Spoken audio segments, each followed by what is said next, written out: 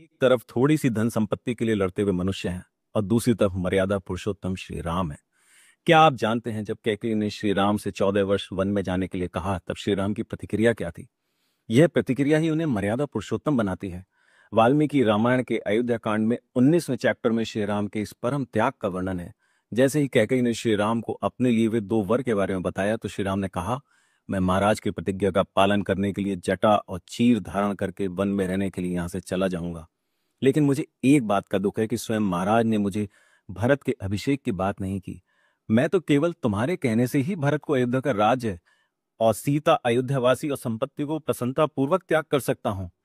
आज ही महाराज की आज्ञा से भरत को यहाँ बुलाएं और मैं अभी पिता की आज्ञा पर कोई विचार न करके 14 वर्षों तक वन में रहने के लिए तुरंत ही चला जाता हूँ।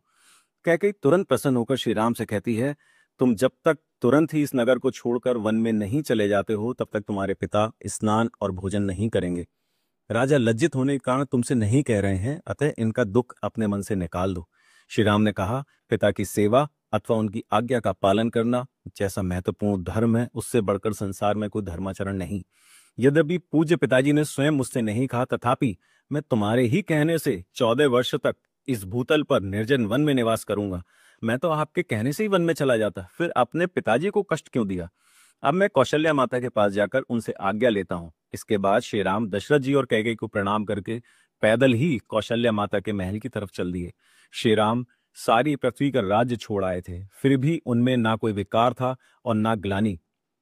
श्री राम ने अपनी स्वाभाविक प्रसन्नता इस तरह नहीं छोड़ी जैसे कोई महर्षि किसी कष्ट में अपनी सौम्यता नहीं छोड़ते। और धीरे धीरे श्री राम माता कौशल्या के महल पर पहुंच गए।